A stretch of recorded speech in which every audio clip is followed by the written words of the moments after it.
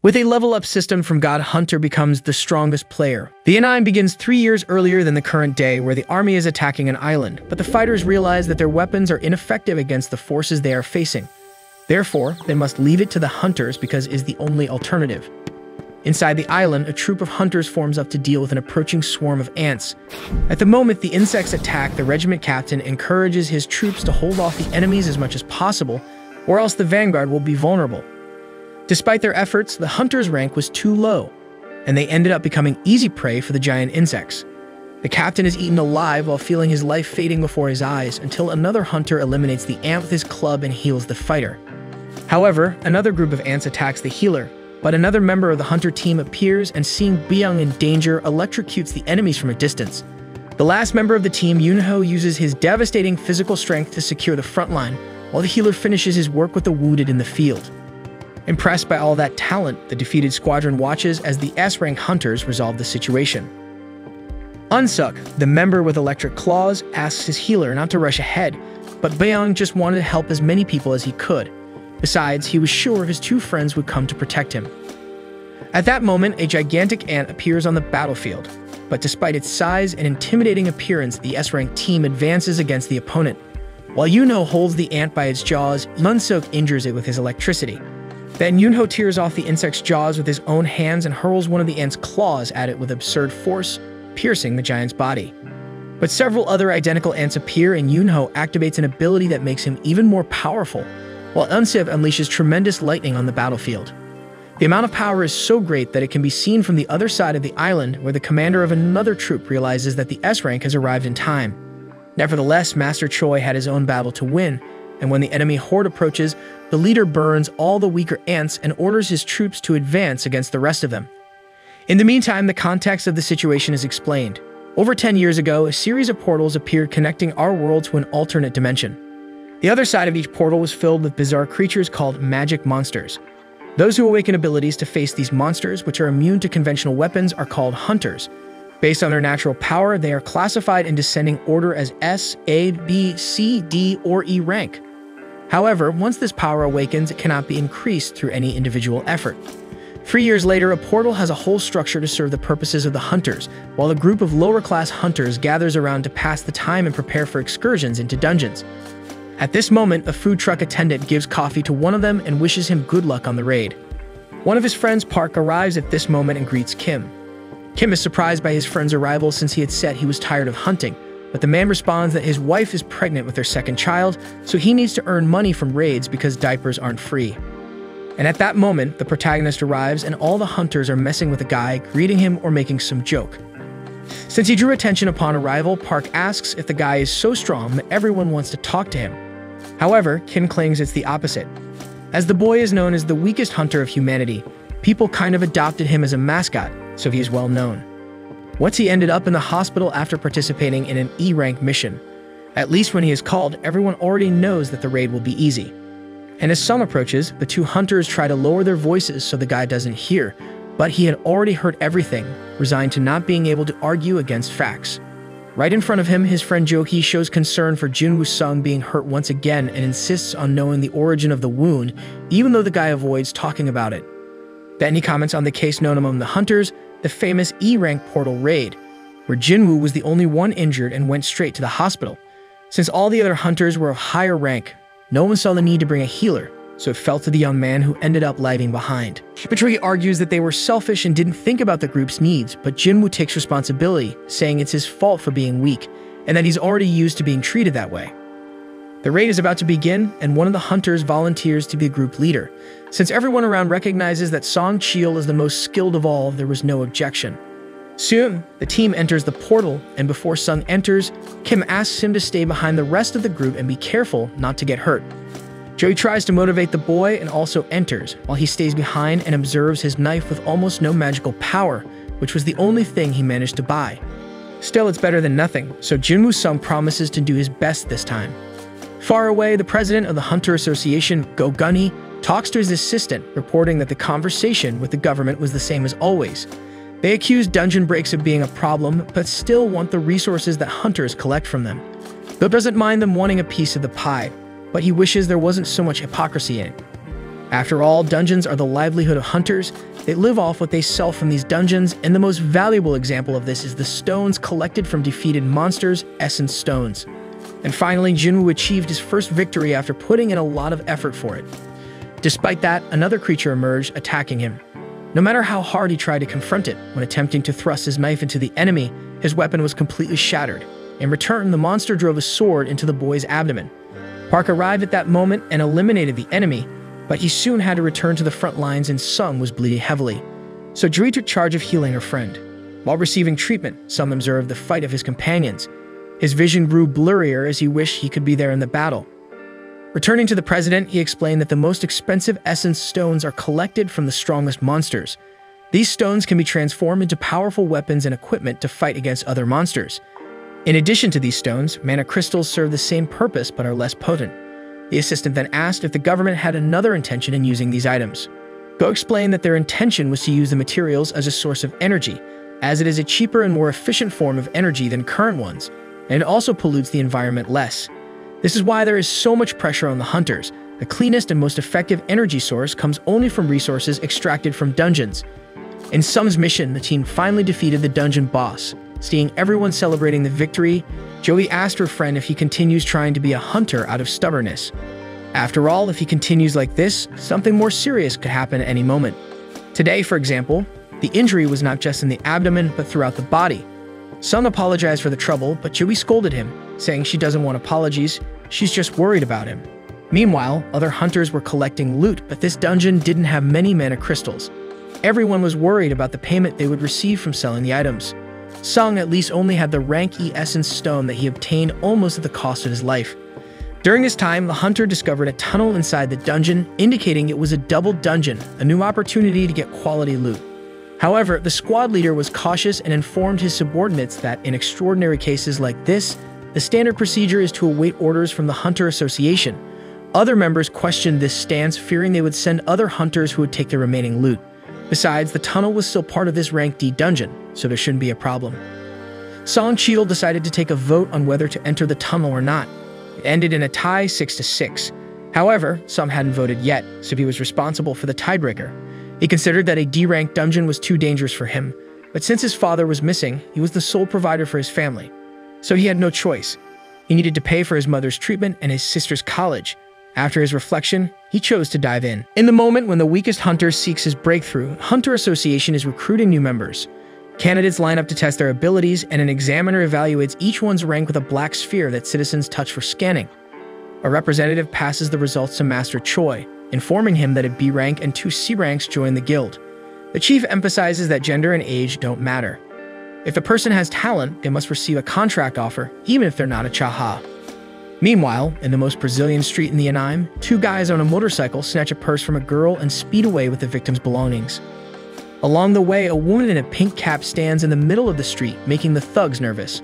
They continue accelerating and the woman jumps over them, surgically retrieving the purse. In the process, the motorcycle skids, and the woman returns the bag to the victim.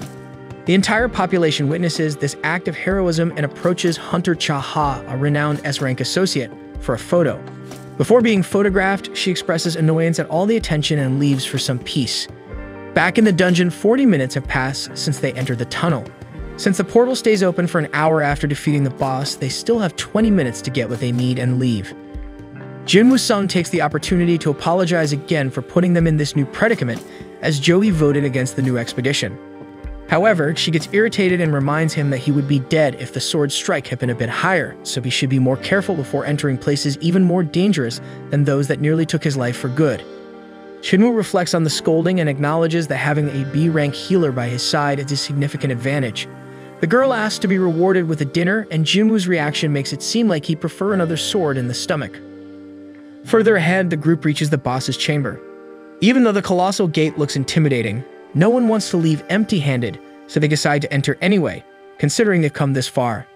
Before that, the president of the Hunter Association introduces himself to the newly awakened and warns that no one is obliged to become a hunter, but once they make that choice, they must remain vigilant at all times, no matter how powerful they may be. As a final piece of advice, he asks all candidates to fear because fear keeps the courageous alive.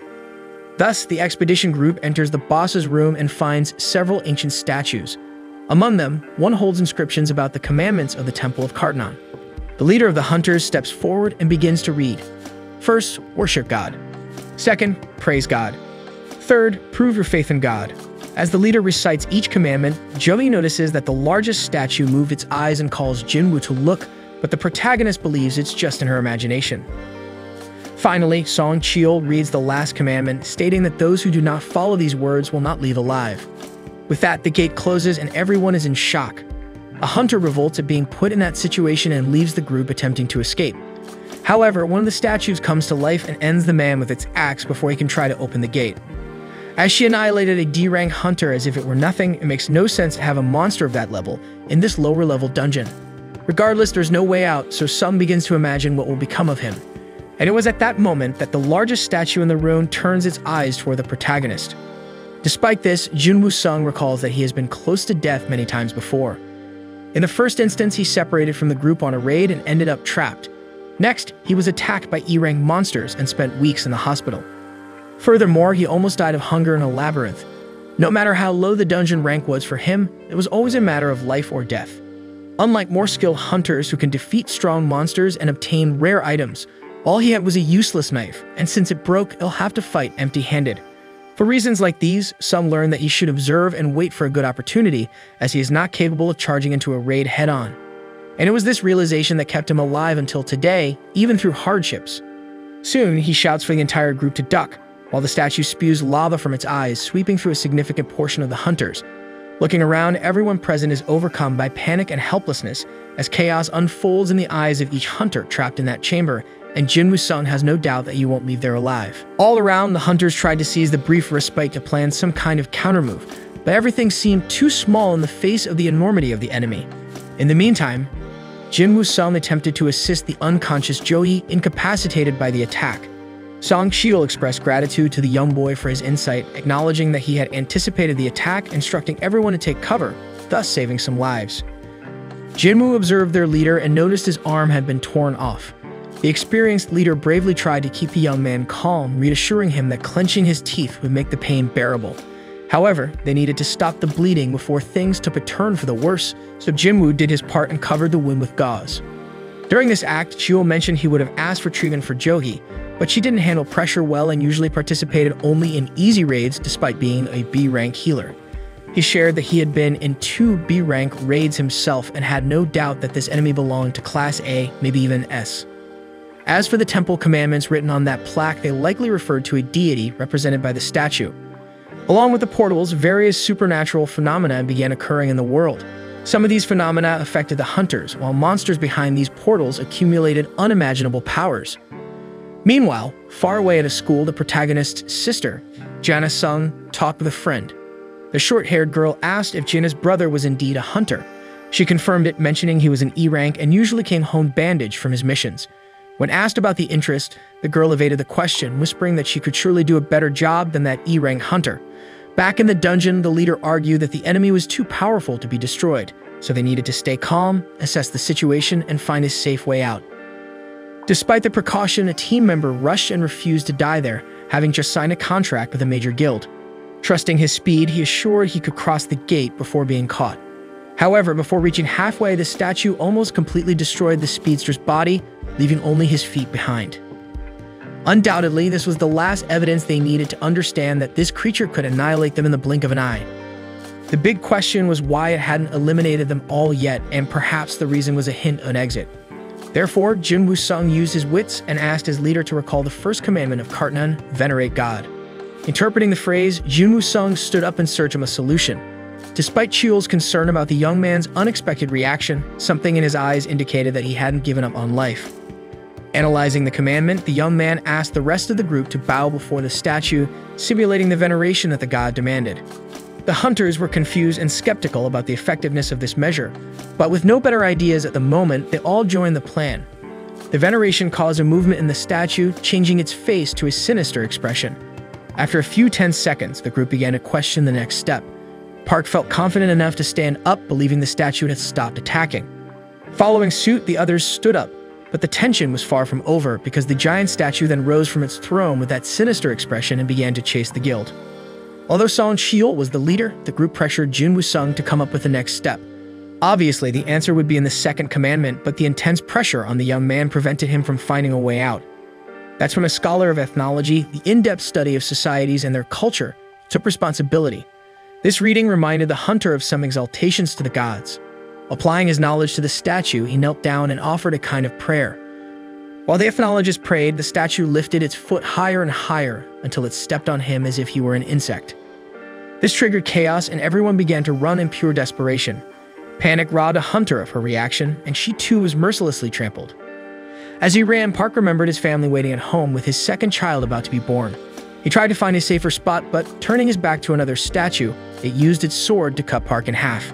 Meanwhile, Jinwoo was thinking of any possible clue to praise that cursed demon. So he observed his surroundings again, and seeing the statues around him, noted that the first one held a spear, the second an axe, the next a hammer, followed by a sword, and then a trumpet. Intuitively, he predicted that the statues with musical instruments were peaceful. He instructed each member to run to one. But as he reached a statue with a drum, the instrument's music didn't play. Supposing that it would only work if only one person stayed with each statue, he left Joey in safety and moved on to the next. As the only target in the field, the god went after Sung, who sprinted to the last alternative. At the moment he would be crushed, he managed to jump and reach the statue he wanted. However, it was dark and he didn't see that the statue actually held a shield, not a musical instrument. It raised the weapon and struck the young hunter. Despite the brutal force of the impact, Jin Woo-sung survived and crawled towards the last instrument. Severely injured, he reached his destination just as the god stepped near his body. Nevertheless, the statue released its angelic voice, and with the praise of all the instruments playing together, the demon god sat back down. Joey chases after his friend, who is severely weakened. As if that's not enough, the statue's final stomp ends up taking the hunter's right leg. Jovi rushes to stop the bleeding, while she herself begins to bleed from all the openings on her face due to the difficulty of the wound. After the definitive end of the conflict, guild members exchange glances and assess the losses. Soon, they seek to find someone to blame for the tragedy that followed the vote to enter the tunnel.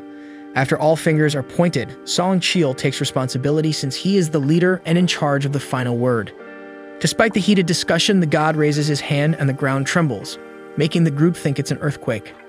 However, Jinwoo explains to the group that the statue was raising an altar in the center of the hall.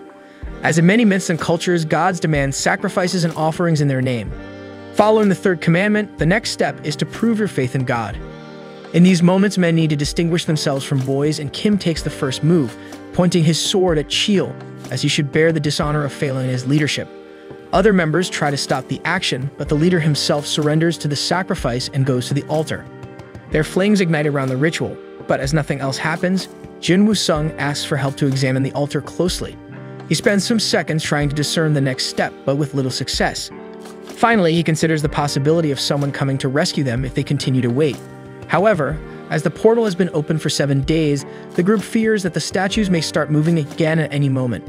After all, it takes a week for the portal to open completely. This process is called a dungeon break, and when it happens, monsters can cross over. In their case, if they fail, the demon god can enter the real world. Unaware of the ongoing events, Jina Sung visits her mother, undergoing painful treatment. Even with her unconscious, Gina updates her on recent matters, discusses her friends, and talks about the national exam results. Then, Jin Woo-sung calls the other members into the altar's circle, anticipating that they will need one person for each flame. Once done, blue fire surrounds the circle and the gate opens. However, the statues in the hall emit a strange glow and move toward the center, leaving the group uncertain about the next move. At this point, Jinwoo discovers that the statues stop moving when you keep your eyes on them. Therefore, everyone must keep their eyes on the enemies until they figure out an escape. However, one hunter panics and decides to run for her life, leaving everything behind. As she crosses the altar line, one of the flames extinguishes and the gate closes a bit. This opens the group's eyes to the intention of the third commandment, to test faith in God with an extreme situation like this. Regardless, this assumption doesn't confirm if they are facing a trap or not. Next, another member tries his luck and crosses the gate, repeating the process of extinguishing another flame and closing the gate a bit more. As he was the last support for the legless comrade, the protagonist falls to the ground. After this escape, Jin Woo-sung tells everyone not to leave because if they do, they will have a blind spot and won't be able to prevent the arrival of enemies. He assumes that the blue flames mark the time, so they can leave once they go out. Kim praises the boy's intelligence, especially since he has been labeled as useless since joining the association.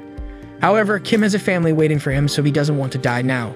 Therefore, Kim apologizes and flees the chamber. The three survivors now have a blind spot since they don't have enough eyes to cover all statue surroundings. In other words, they can no longer prevent the statues from approaching.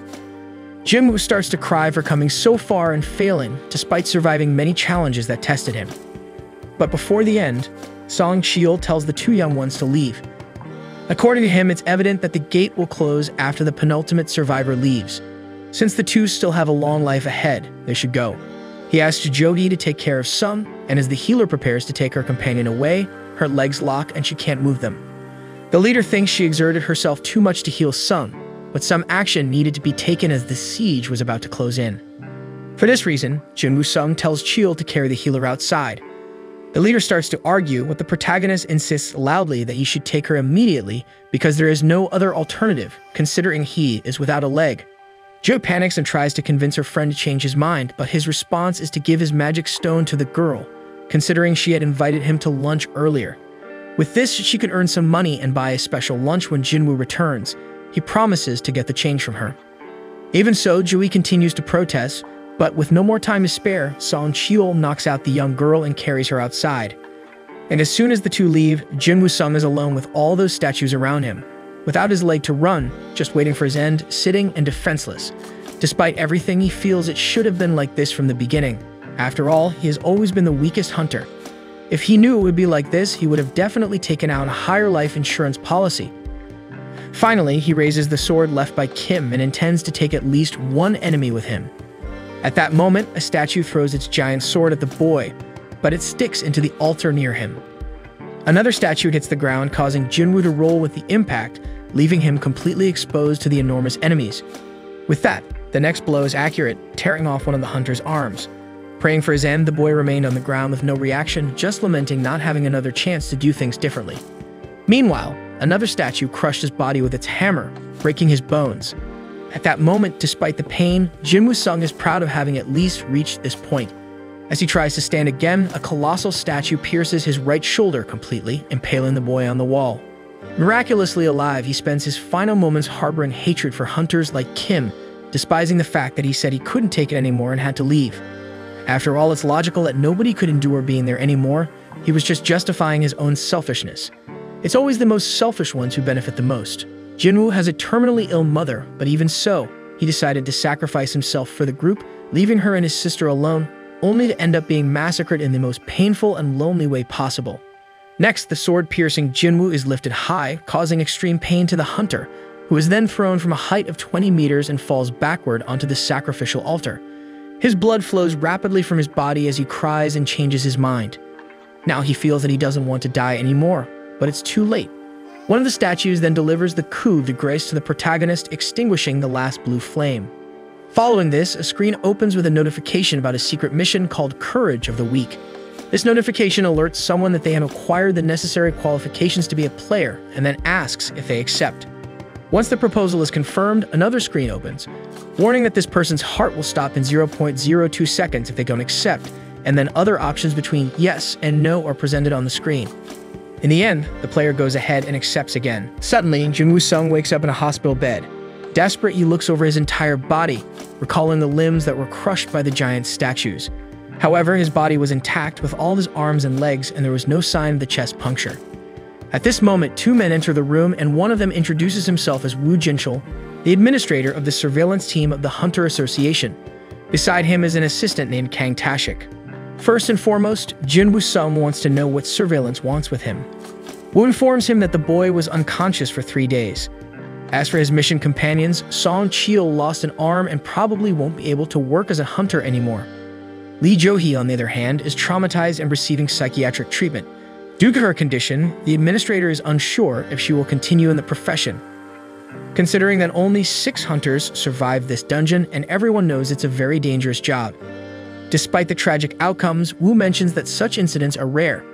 Now regarding why they are there, when the White Tiger Guild arrived at the location after being informed by the survivors, they only found Jinwoo Sung lying on the ground, with no trace of the statues or the temple described by the survivors. However, since there was no inconsistency in the report and the remains of the deceased were at the scene, Jinwoo's group was removed from the list of suspects. By the way, the administrator asks if the boy had his second awakening. The awakening determines a hunter's power and it's supposed to be unchangeable. However, in rare cases, a hunter can undergo a second awakening. This bypasses the rule of immutable power and can elevate a hunter to rank A or even S. To measure the protagonist's new strength, a manometer is brought to him. Since he survived instant-death level monsters, it's highly likely they are facing a new prodigy. After Jinwoo places his hand on the device, the screen displays the number 10. He was excited to discover his new rank and insists that the surveillance team reveal the result quickly. However, Woo Jinchul informs him that he misunderstood and apologizes to the young man. Outside, Kang Tashik seems frustrated with the test result. Even E-rank hunters can reach up to 70 points on the meter, so it's as if Jinwoo Sung is just a civilian based on his score. While Kang expresses his dissatisfaction, Woo Jinchul thinks that the dungeon has disappeared, and there's no way to explore it again to figure out how that boy survived. Back to the young man, he laments not getting a good score as he was hoping to level up. But above all, Jinwoo is confused that no one asked about the strange interface that looks like a video game, indicating that he had an unread message. This makes him think that only he can see this thing. He tries to touch the interface, but realizes it's not a touchscreen. The more he concentrates on it, the more some memories come back to him, like when he was about to die and this same screen appeared, saying he met the conditions to be a player and asking if he wanted to enter a mission called Courage of the Weak. Next, his sister appears in the hospital scolding him for not taking care of himself again. Almost every mission he comes back unharmed, but he remains a punching bag. However, as it was a genuine concern, Jinwoo smiles slightly at Gina's scolding.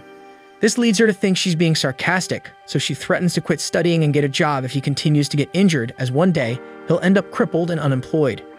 Acknowledging his sister's point, Jinwoo agrees to take it easy and then asks if Gina can see the strange interface in front of him.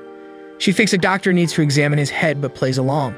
As a gamer, Jinwoo explains that this interface looks like a virtual game, asking what to do when an unread message notification appears in a game. Gina explains that normally you just open the message box. As the boy repeats his sister's words, the voice command shows the messages. The first one informs him that he has become a player, and the other says that the daily mission called Strength Training has arrived. Jinwoo tries to remember where he heard the word player, while Gina sees that her brother is fine and says goodbye. Outside, she meets her friend Song again, who believes she is more useful than Jinwoo as a hunter. Meanwhile, the boy delves deeper into the virtual menu, discovering that it is designed to assist in the player's development and not fulfilling the system's determination can result in a penalty. Finally, a third screen indicates that the rewards have already been delivered to him. He still doesn't understand what's going on, so he goes into the details of the strength training mission to take a look. The daily goal was to perform 100 push-ups, 100 squats, 100 sit-ups, and run 10 kilometers. If the player doesn't complete this mission, they will suffer a penalty. Jinwoo Sung thinks it's just a joke and tries to figure out how he could possibly do all that in his current state. But while lying down and not taking it seriously, a countdown in the menu is running out.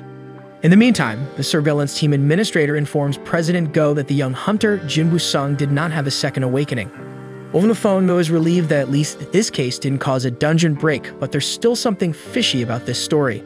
Therefore, the boss instructs surveillance to leave this dungeon in the database for further evaluation. Meanwhile, Master Choi invites Cha-ha to be instructor for the upcoming B-rank raid because it will be an important expedition to select new recruits for the institution.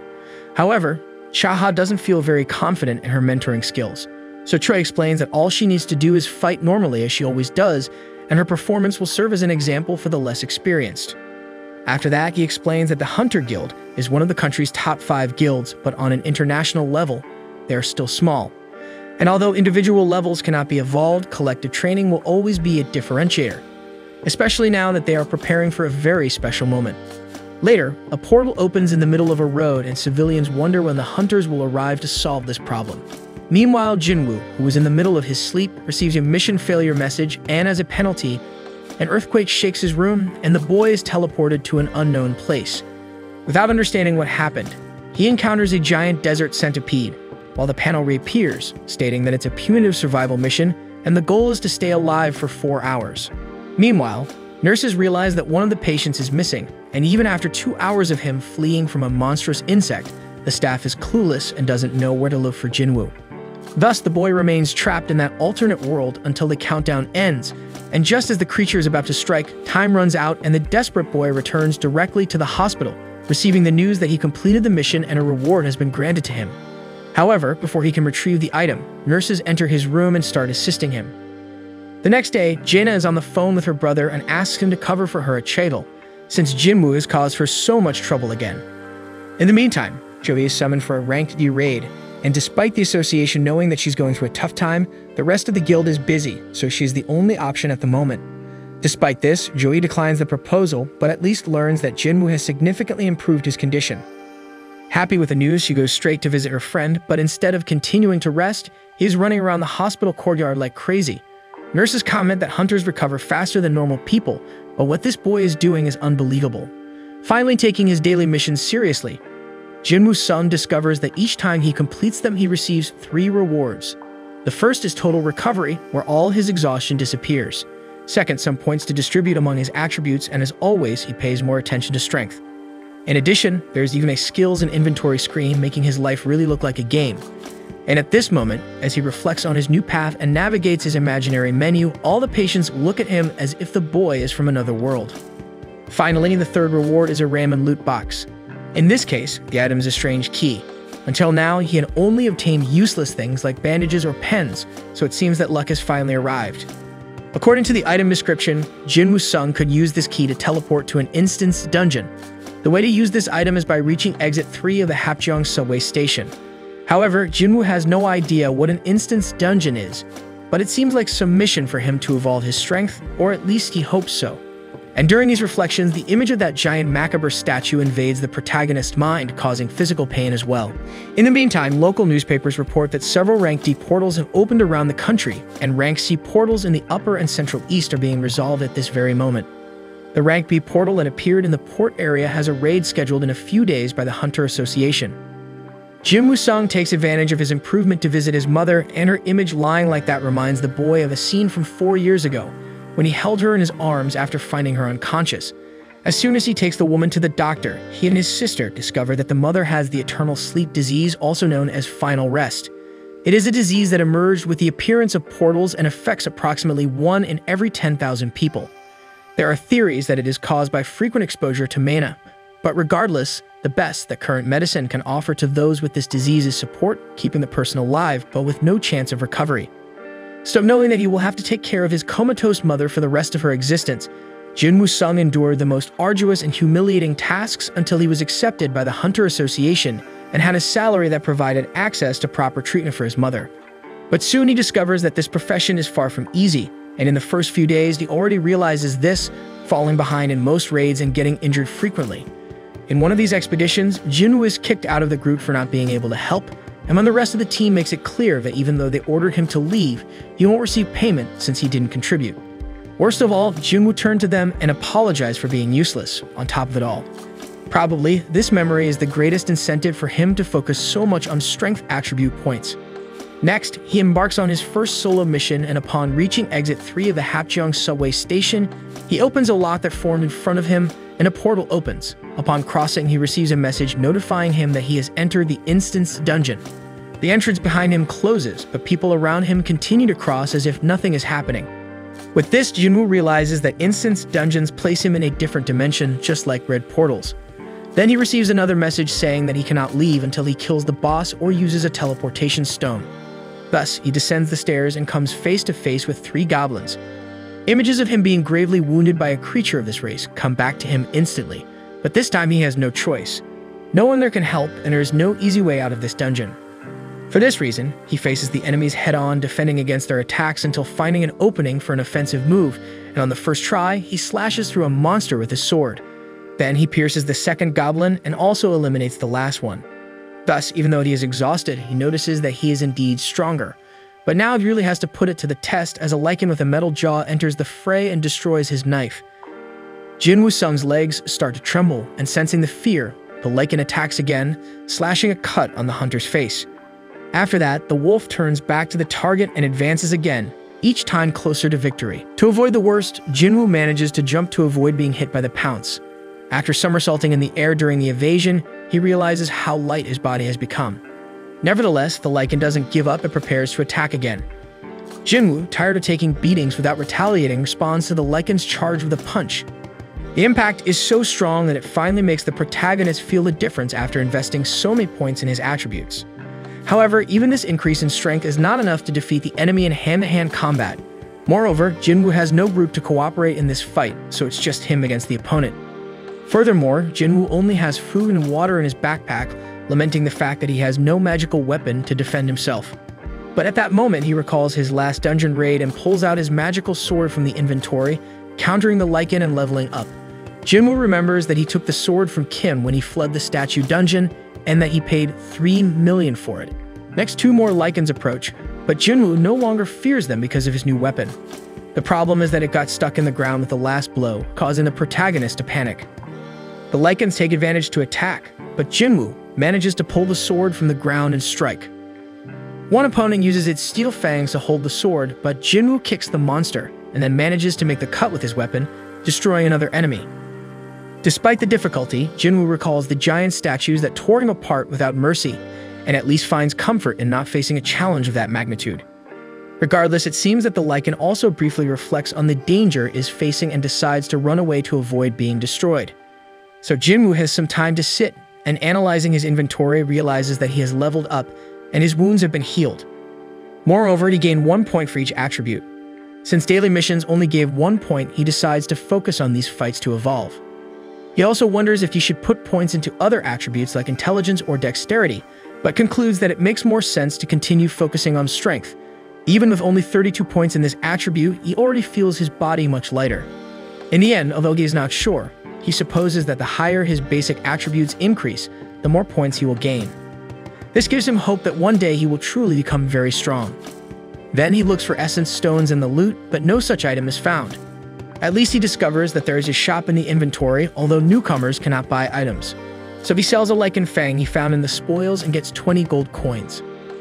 Jinwoo knows he needs to clear this dungeon before his food runs out, but he's not sure if he can defeat a boss alone, even if it's an E-level dungeon. He could find the teleportation stone, but he has no idea where to look. Therefore, the best idea is to level up in this dungeon until he can face the boss.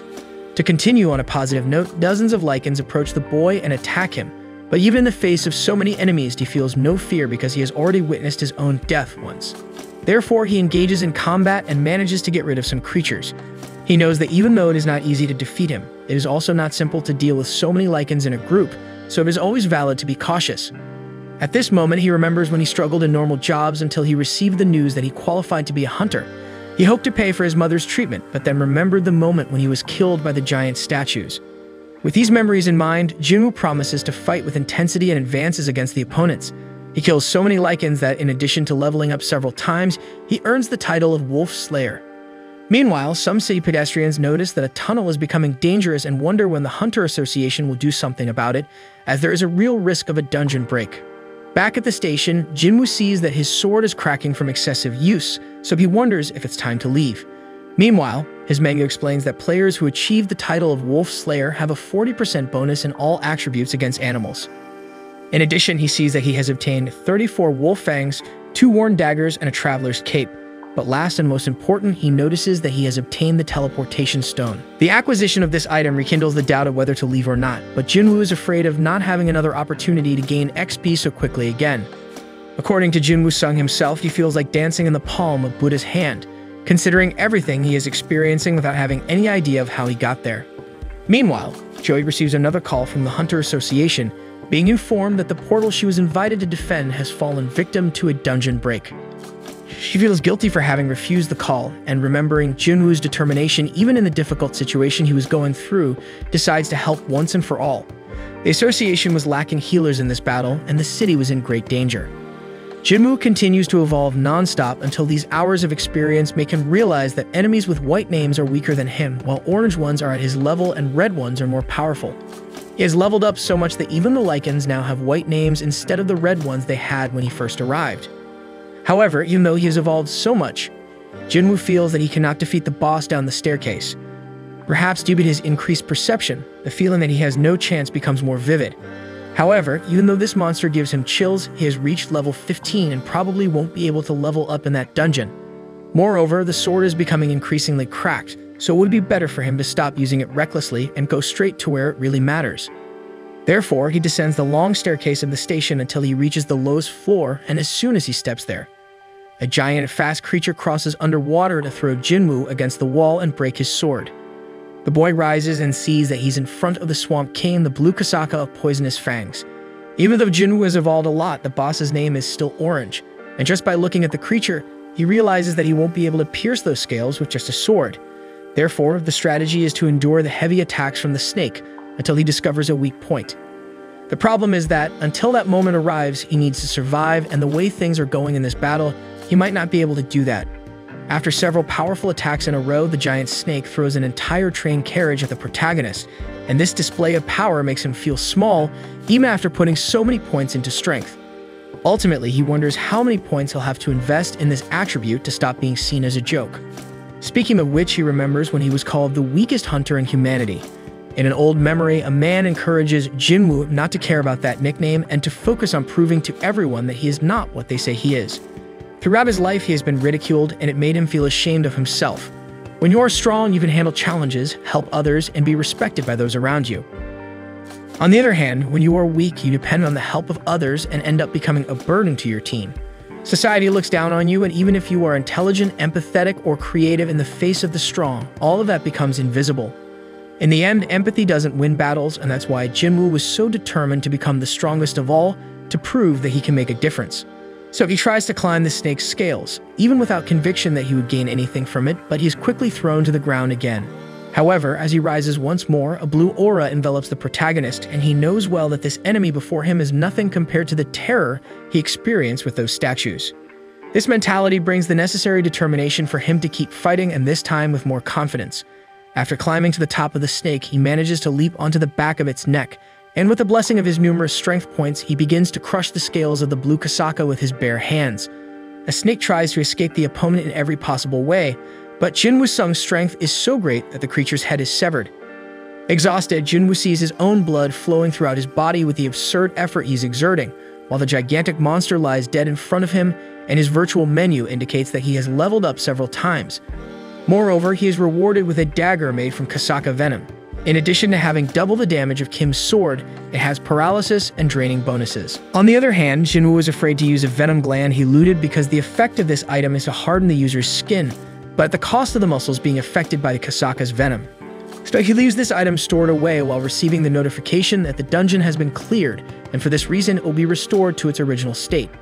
With everything back to normal, Jinwoo leaves the station and comes face to face with a soldier warning that the boy shouldn't be there after all. You should already be aware of what happened with the latest news. But shortly after this statement, the soldier notices the sword in the boy's hand and discovers that he's a hunter, and for this reason, he apologizes for everything he said and takes Jinwoo Sung directly to the ongoing battle. During the walk, the protagonist sees the wreckage of a dungeon break along the way, and the soldier warns that almost everything is under control, but the most dangerous creature is still missing. Through his perception, Jinwoo feels that this monster is nearby through a blue light shining in another part of the city. On the other side of the buildings, a huge golem terrorizes the city, while ordinary citizens are controlled at a safe distance, and the hunters take the front line against the invader. The commander of the hunters tells the healers to do everything to keep the tank standing, but the damage dealers of the group are not managing to hit the monster enough because they need hunters who use magic. Jinwoo notices that this group was put together hastily, so they have no synergy together. Moreover, there are 6 rank E and 2 rank D, so they are too weak for such a threat. Despite all this, he sees a rank B healer in the middle of the battlefield. It was Joey being urged by the other healer in the team to do something useful since she was paralyzed by fear. She tries to cast a healing spell, but the image of the evil statue invades the girl's mind and shakes her again. Jinwoo observes the difficulty of his friend and does not judge her because, in addition to witnessing the same trauma, he was once like her, consumed by fear and unable to react. However, not anymore. In the face of this creature, Jinwoo knows that it is of rank D, just like the giant snake at the station, so he has a chance to help in the fight. Therefore, he leaps towards the enemy to support the hunters and breaks the enemy's defense to leave it vulnerable. Thus, the rest of the group attacks and causes real damage to the opponent until they destroy the golem. The team's tank is amazed at the power of whoever threw that magical sword, considering that a group of 10 hunters was having so much difficulty facing this enemy, even in good numbers. Looking for the author of the magical strike, the tank asks a soldier who threw that sword in the middle of the battle, and the soldier looks back in an attempt to find the guy, but Jinwoo was already far away. The tank wonders what level this hunter must be to be able to do that, while Joey seems to know that it was her friend who caused that turnaround in the fight. As for Jinwoo Sung himself, he seems much more mature and aware of his ability, But he didn't even imagine that that single blow could cause all of that, so he believes that the golem was already quite weakened by the time he arrived. The next day, Jinwoo is hitting the gym hard. While some nurses comment on how handsome this patient is in addition to having an incredible body.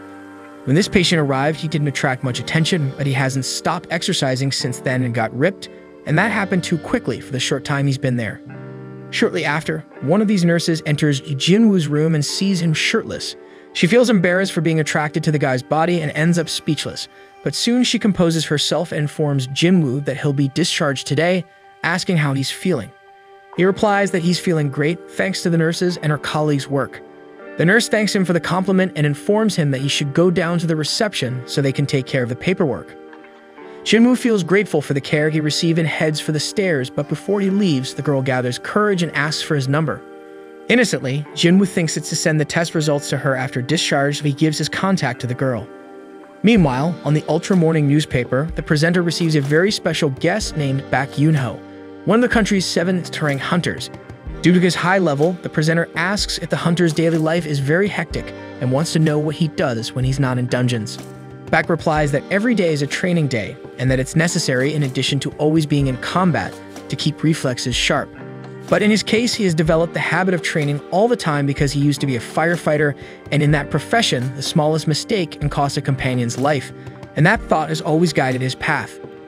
Jaina was watching this program before leaving for school, but she soon realizes it's time to leave, so she was to say goodbye to her brother. He had just woken up, so she informs him that yesterday's leftovers are in the fridge while noticing her brother's ripped abs. Therefore, she asks if he's been working out and if the gym makes you taller, since he seems taller now. Then she jokes that she didn't know men grew even after they got old, and then she gets ready to go to school. Before she leaves, Junwoo reminds her to take an umbrella, but Jenna finds it too heavy, besides it's very sunny today. However, Jinwoo is devoted to the popular saying that prevention is better than cure, and stuffs the umbrella into his sister's backpack. With Jinna's departure, Jinwoo opens his training menu and sees that he has already completed all the day's tasks, except for the 10-kilometer run, which he left for later. As for the muscles he developed, he wonders if they are the result of the strength stats he has focused on more, or if he'll end up looking like a bodybuilder if he keeps working out. And speaking of that, he hasn't used the points he gained from the last level. Reflecting on where to allocate them, he concludes that strength is the most important to him, but that absurd damage is useless if he doesn't hit the blow. Therefore, it seems like a good idea to invest in agility. Vitality is good to have, and perception has been very useful, but he's not sure about intelligence. It seems to be related to magic, so he's not sure if he needs it. Anyway, he decides to level up strength, agility, and perception. Right at that moment, the owner of the house he rents calls to collect this month's rent, as Jinwoo hasn't paid yet, and the tenant promises to pay as soon as possible. After ending the call, the protagonist looks at the screen of his cell phone and wonders if this experience he's going through is some kind of second awakening, but now that he can easily kill goblins, maybe paying the rent shouldn't be a much harder challenge. Instead, he prefers 1,000 times to face a battalion of goblins. And maybe that's the solution to paying the rent, so Jinwoo enters a hunter's app, where they act in raid services in exchange for money. Jinwoo is looking for a higher level challenge to score some good money, but he imagines that nobody will accept a rank E in this type of difficulty. For this reason, maybe it would be better for him to ask for a revaluation and who knows, rise in rank to have more chance of getting higher paying jobs. However, Jinwoo remembers that he underwent a red awakening, and that this is extremely rare to happen, and the fact that he is a hunter who can level up would attract all the world's attention, and the press would throw all the world's expectations on his back, because, as they say, the nail that sticks out gets hammered. So he decides to take a break until he learns to defend himself better and understand his abilities. And in the meantime, a notification arrives on his cell phone. Hours later, Jinwoo had just completed his daily run and went to collect his reward, which besides full energy recovery and plus 3 attribute points, gave him a random loot box. Then, a group of hunters approaches and their leader, Hwang Dong-suk, is the first to greet Jinwoo. A guy who was right behind recognizes Jinwoo, remembering him as the weakest hunter in humanity. The other members of the group start laughing, but Dong-suk tells them to stop clowning around and apologizes to the newbie for the comments. Despite this, the boy doesn't seem as psyched as he used to be in the past and soon asks the team leader about the next steps. Dong-suk informs him that they're going to a C-rank dungeon and they need at least 8 people to enter, and at least half of those 8 need to be rank C. Since Jinwoo won't fight, he won't be entitled to a share of the loot that they will pay 2 million for participation. As the man spoke, Jinwoo analyzed that the group has 4 C-rank members and 2 D-rank members. So he agrees to the terms and asks what his role is in this raid, and the boss replies that he'll carry everyone's luggage such as food, clothes, and equipment in addition to a first aid kit.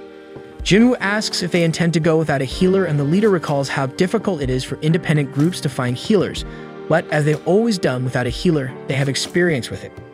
Jinwoo understands the reason, but thinks it's crazy to enter a dungeon with practically only tanks.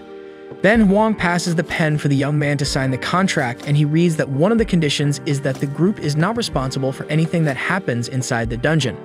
Still, he signs and hands over the document. Soon after, the last member to meet the quota arrives on the team, a 21-year-old D-rank hunter named Yoo Jin-ho. Despite his low level, the guy sported one of the most powerful and shiny armors, and right off the bat, everyone figures he must be a rich kid. Yoo Jin-ho assures he'll protect the protagonist, and they all set off for the mission. During the hike, Yoo asks Jinwoo if he's okay since those backpacks seem heavy, and Jinwoo thanks him for the concern but says he's fine. Later, the 21-year-old starts recounting the story of the former company president they were passing by who fled abroad 2 months ago, taking away 900 billion embezzled. Seeing Jinwoo's disinterest, Yoo apologizes for not being aware of when he's bothering others.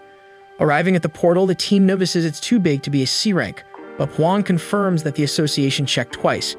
Yoo asks the new colleague if they shouldn't worry more about the size of this portal, but Jinwoo Sung informs that what matters is not the size but the level of magical power emanating from within, and that's what the Hunter Association evaluates when classifying. Dangerous dungeons ranked B or higher are handled by larger guilds. Those ranked C and below shouldn't be as dangerous. Yoo compliments the bag carrier's knowledge on these matters, and he recalls he's been a hunter for a long time, even though he's never entered a C-rank portal. Finally, the time has come, and they all cross the barrier into the dungeon. Since it was very dark, Q1 casts an illumination spell, and everyone is confused by the fact that this dungeon has no monsters and is completely dark, unlike others which are filled with glowing stones that light up the place. These cave characteristics remind Jinwoo of the Kartanon Temple, where all that tragedy happened. At this moment, the colleague in shiny armor asks him what those glowing stones are, and he explains they're rocks that emit a faint light, quite common in cave-type dungeons. With this new information, Yoo recites all the stones he learned about, including the Essence Stone obtained from magical monsters, the Mana Stone, which can be mined from dungeons, and this glowing stone, which illuminates caves. Yoo finds it easy to confuse them all, but the bag carrier promises he'll get used to it. As the group reaches a part divided into 3 paths, Yoo gets tense and thinks there's nothing in this place, so he asks Jinwoo if there are dungeons without monsters, but the protagonist tells him to be quiet because his perception indicates that a strange sound is coming from somewhere. Therefore, magical monsters are around there somewhere, just haven't shown themselves yet. With the discovery, the team prepares for any imminent threat, while Jinwoo wonders what kind of creature hides in the shadows and is attracted by light, and soon concludes they're insect-type monsters. At this moment, sounds coming from all sides seem louder and more intense, and the whole team seems like they're going to panic because they can't see any enemies. They look to all the tunnels for any sign until a bunch of giant ants emerges from above. Apart from Q1, the archers try to prevent the enemies from getting close, but soon they manage to reach the ground. Therefore, Dong-suk uses a provocation skill to attract all opponents to him. And with this protection, Q1 has time to cast a powerful spell that eliminates several enemies at once, giving the rest a chance to advance toward victory. Watching the fight, Jinwoo recognizes that this team is very well coordinated, and indeed, they must have been fighting together for a long time. And as for Yoo Jin-ho, it seems like the equipment makes up for the lack of skill. But even though they're doing well, something doesn't seem right in this story. Soon the battle is won, and the members divide all the essence stones among themselves. Dong-suk thanks the bag carrier's perception for anticipating the trap, and Jinwoo replies that it's just part of his instinct. However, Q1 notices that many ants weren't killed by sword or magic strikes, so the group thinks there might be a stronger creature in that place doing so. Meanwhile, he tries to brag about the ant he killed, and Jinwoo asks where he got that expensive equipment from. So the boy replies that his father wanted to give him something nice for his first raid. Therefore, Jinwoo asks the young man to be very careful. Outside the dungeon, the master of a guild, Bak Yoonho, is smashing a huge stone in one blow during training. Then he states that wasn't even the warm-up and orders someone to clean up the debris. Back in the cave, Jinwoo is commenting to the new colleague that making money without fighting is a good deal, but deep down, the protagonist feels it's almost too good to be true since he still has a nagging feeling. And as they walked, everyone observes various insects injured along the way. As they light up the route, they notice the entrance to the boss chamber and continue the journey. Further into the cave, they discover tons of mana crystals. Therefore, one of the members comments to Dong-suk that even his brother would be envious, and Kyuwon tells the boy not to mention the leader's brother's name. In the meantime, the leader was thinking about how even his youngest is sometimes right, and he's going to use these resources to develop his attack team and not be subservient to him anymore. Meanwhile, you had read Jinwoo's contract and is going to contest a clause with the contractor saying that Jinwoo wouldn't receive a share of the battle drops. But since the mana crystals are mined, the division should be by 8. Dong-suk smiles and confirms they'll do that, but first they need to deal with that giant spider up there. And since the portal closes once the dungeon boss is destroyed, everyone needs to mine as many crystals as possible before facing the arachnid, taking advantage that it's asleep. Then he asks a member about the excavation equipment, but he replies he didn't expect to find so many minerals, so he left the tools in the car. Therefore, Dong-suk decides to go back to get everything, and tells Yu and Jinwoo to stay there in the meantime since the spider is full and shouldn't wake up. Despite Yu's outrage, they leave, and at that moment, Jinwoo remembers the group's claim that they always tackle rank C dungeons without a healer, so he wonders why they didn't have any known hunters to call instead of him and Yu. During his reflection, Dong-suk instructs Kyuwon to seal the boss chamber, dropping debris at the entrance to prevent the duo's escape. Consequently, Jinwoo recalls a moment when a man said that in this field there are always scoundrels because missions take place in isolated locations, making it easy for crimes to occur. Therefore, sometimes the weaker ones are left as bait, like a lizard leaving its tail behind. In one of those tales, Yu Jinho punches a mana crystal, lamenting having to die over a simple division of assets. He thinks that perhaps he would have lived if he hadn't mentioned the contract, but Jinwoo knew that the group was ready to kill them at the first wrong move. However, they didn't need to get their hands dirty with blood since the spider finally awakens, while Yu instructs the baggage carrier to protect himself behind him. Jinwoo is analyzing escape routes, thinking that some tunnels in the vicinity would likely be the exit the Dong-suk group would use. Looking back at the dungeon boss, he considers this an unfair battle, but when memories of Cartnon resurface, he asserts that he will handle the spider alone. Meanwhile, Dong-suk's group retreats until the conflict is resolved, and one of the subordinates asks if they should leave the two inside instead of just finishing them off. The leader explains that doing so would wake up the spider, risking them not being able to return to collect the resources they desire. But with the two trapped inside, the spider will eat them and then go back to sleep, giving them time to gather everything undisturbed. Plus, with that playboy dead, Yu Jinwoo, they'll be able to get that shielded armor, which alone must be worth around 10 million. So even if they don't have time to extract the crystals, just that will fetch a high sum. Speaking of the boy Jinwoo, ironically, Dong-suk comments that they should see which wealthy family he's from because it would look bad not to attend the funeral. Next, Kyuwon questions if the spider won't be mad because of the noise they made collapsing the entrance. Then Dong-suk responds that regardless of her mood, they are in a group and can handle the situation, unlike those two low-ranked brats, who no matter what they do will end up in the spider's belly. In the meantime, Jinwoo-sung seems confident that this won't be his fate, while Yu tries to convince the protagonist that he would need to be at rank B to defeat this rank C boss, or at least be on the same level as the arachnid, but extremely well equipped, which isn't the case. And despite the confidence, Jinwoo agrees with his companion. Even with the resurgence, he is still weak, and the bosses he faced, like the Blue Kasaka and the Golem, were of lower ranks than this boss now, which means he's facing a much bigger challenge than before. Despite this, Jinwoo-sung doesn't flinch in this situation, and something inside him keeps affirming that he can handle this spider. After all, he's at level 18, so it's worth a try. With that, he advances towards the enemy, and living up to the title of hunter he possesses, Jinwoo begins his hunt. In the meantime, Go-Gunny, the president of the Hunters Association, is tired of these meetings with politicians and energy companies he's forced to attend day after day since he's never been good at politics. That's why Woo Jinchul invites the boss to a training battle to relax a bit. So the Go jokes that the veterans try to retire, but the younger ones keep asking for advice, keeping the old ones active. Meanwhile, Jinwoo is seeking a way to hit the opponent since he's having trouble penetrating the exoskeleton with his sword. Furthermore, he needs to pay close attention to the spider's attacks because one of those paw strikes would be enough to bury him alive. And watching the fight from behind, Yu notices that guy there is nowhere near an E rank, so he definitely falsified his rank. He's just another one of those crazies who pretend to be weaker than they really are just to take on lower challenges and kill for fun. And as he convinced himself of that, he wondered more and more where he ended up. Meanwhile, Jinwoo was getting more and more tired and seeing his speed gradually decreasing, which means he needs to find a way to turn this game around before he becomes an easy prey for the spider. That's why he rummaged through his inventory to see if he could find a solution, and he sees in the venomous fang of Kasaka the hope of defeating the enemy with its paralysis and draining powers. Therefore, the hunter must find a weak point to penetrate the spider's skin, and the dagger's poison would take care of the rest. However, the enemy had a trump card up its sleeve, releasing acid onto the battlefield and showing Jinwoo that he couldn't approach thoughtlessly. But still, the protagonist doesn't have much choice, because if he tires too much, he'll become spider food. For this reason, he uses his new ability called Sprint to speed towards the rival. Thus, the 10 kilometers run per day seems to have some effect on the strength of the boy's legs, who is launched like a missile towards the dungeon boss, giving him a chance to attack with his dagger on her face.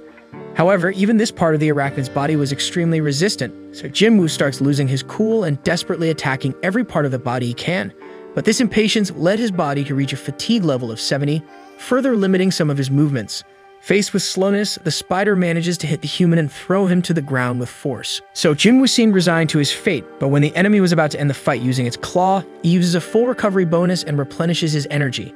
This time he could mess up, so in his new attempt to attack, he unleashes numerous dagger blows on one of the spider's eyes, throwing all of the Kasaka venom onto the spider's body.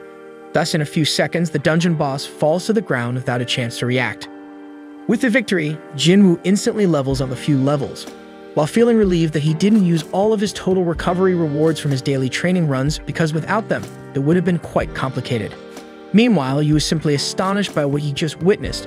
He simply can't believe that the ranky baggage handler from his expedition group was able to defeat a giant rank C spider, so now he's sure the guy falsified his real level. And during his thought, the protagonist collects the essence stone from the cave boss and wonders how much such a thing must be worth. And being no fool, he already puts his colleague's baggage on his back and hands him a bottle of water while asking him to rest, while Yu himself digs up all the crystals from the location. Jinwoo Sung doesn't understand the reason for this strange behavior, but this is put on the back burner when Dong-suk's group emerges from one of the cave entrances and notices that the two rookies are still alive.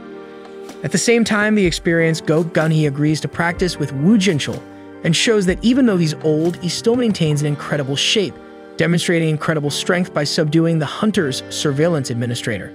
Jinchul recognizes the president's strength and thanks him for having had the opportunity to train with him, while the leader demonstrates great humility and leadership by praising the subordinate's development and emphasizing that even if these exercises don't raise Jinchul's rank, it's still possible to practice and polish new techniques that can be useful in dungeons, where danger is always extreme and people's true nature really shows. And this nature becomes more evident in Dong-suk and his team as they delve into the chaos and upon seeing the spider carcass conclude that it was probably a much weaker creature than they imagined to be defeated by two weaklings like that. At least that rich kid Yu's expensive armor seems to have tanked the dungeon boss. So Dong-suk remarks that this rich kid's equipment seems to be quite useful and asks if his father is Yu Myungin, president of Yu Construction. Since the guy didn't deny it, the leader sends a proposal to him, where he should finish off Jinwoo Sung to become an accomplice to everything that happened there and have his life spared. Dong-suk had no intention of keeping the daddy's boy alive, but seeing the dungeon boss's corpse there on the side, he fears that this armor might have some special bonus that he can't predict, so he wanted to expose the user to a new conflict to analyze the real power of this equipment. Faced with this, Dong-suk pressures Yu to do what he says, as what happens in the dungeon stays in the dungeon. So the boy approaches Jinwoo, leaving Dong-suk anxious for what's to come, but Yu turns against the group, who then prepares to deal with a weaker enemy before Yu. And at that moment, Jinwoo Sung receives an urgent mission, where he should eliminate any present threat to ensure his own safety.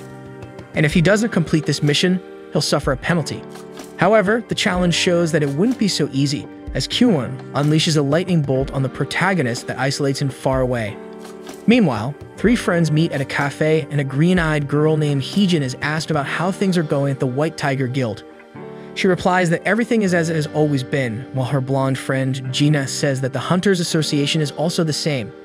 Then Heejin asks if it's true that Gina is going to start an A-rank dungeon training with Cha-ha, one of the guild's legends.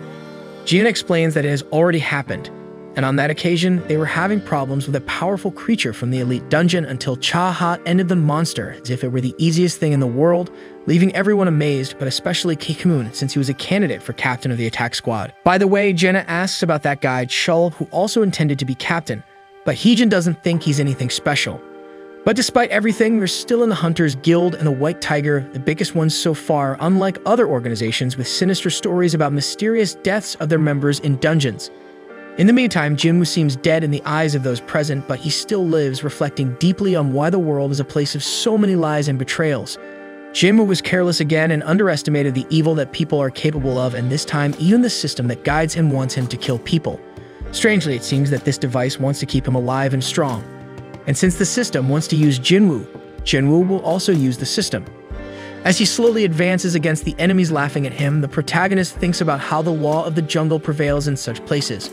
Then Junti asks to leave the world's weakest hunter with him, then embraces Jinwoo and asks what an E-rank fool can do against them with his arrogance. Therefore, Jinwoo shows in practice what he had in mind by separating the enemy's head from the rest of the body. Dong-suk knows that Junti was careless, but still, he was a D rank. The E rank that ended his life doesn't feel so bad for having killed his first human. After all, he has no choice, and if only the strongest survive, Jin Woo-sung will finish standing. With that in mind, he moves like the wind towards each of his enemies and knocking them down one by one without giving them a chance to be touched. Even the talented Q-won is eliminated second to last without much effort, until only the leader of the expedition group, Hwang Dong-suk, remains. Seeing his team being massacred in a few seconds, the boss realizes who really killed that giant spider. But unlike his subordinates, Dong-suk is a distinguished C-rank hunter, and he shows it by using his enhancement ability. Soon he analyzes that Jinwoo must be tired after facing the spider and his companions. Besides, his strengths are speed and the poisonous dagger, but thanks to Dong-suk's enhancement, his body has become as strong as steel, so the dagger won't be able to penetrate his skin. However, Jin Woo-sung shows that having spent all this time leveling up makes anyone of C rank seem nothing compared to him. So he throws Dong-suk's head on the ground, realizing that he has no chance against that hunter, so he begs for mercy and swears that he will pay whatever Jin Woo-sung wants if spared. But the protagonist remembers that this man tried to kill him 3 times and now comes to beg in such a ridiculous way. And as Dong-suk himself said, what happens in the dungeon stays in the dungeon. Faced with the end, the man tries to flaunt his influence, warning that he is the brother of someone important, but Jinwoo couldn't care less and ends the service right then. Later, the guild investigator isn't buying the story that all the C ranks were wiped out and only the D and E ranks remain. Besides, the protocol officer takes a look at the Playboy's car, seeing that it's the Carrion Longsword from Maya Company, and gets excited about this new release she's been waiting for. Meanwhile, Jinwoo sees the rewards from the mission, where he notices this skill, Killer Intent, which reduces all enemies' attributes by half and can be applied to multiple enemies at once. After the investigation, Yu is thanking Jin Woo-sung for everything that happened in the dungeon, but the protagonist is only concerned if his sister is using the umbrella he asked her to take earlier today. Meanwhile, on a high altar of a building, a new character is about to be revealed.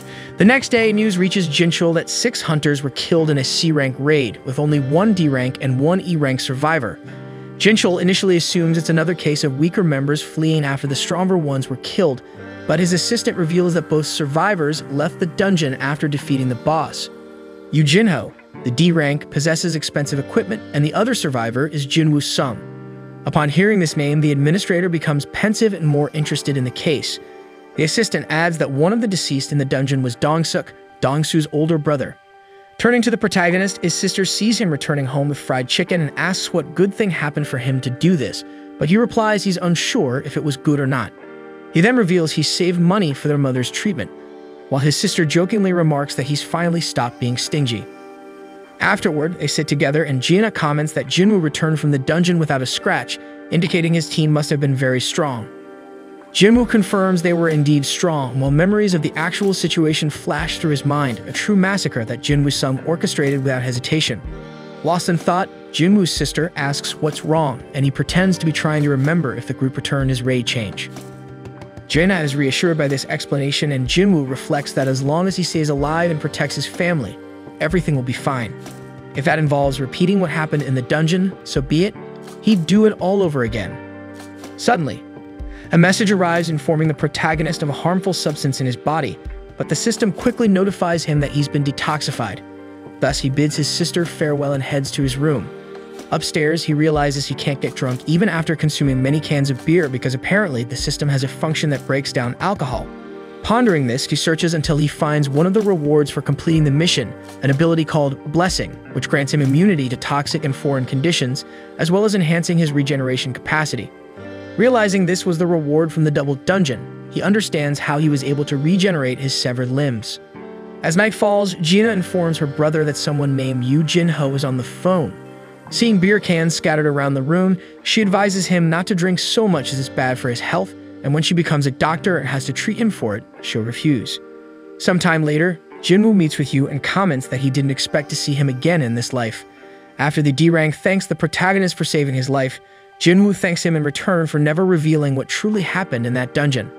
This makes you nervous, arguing they acted in self-defense, and then tries to invite Jinwoo to form a group.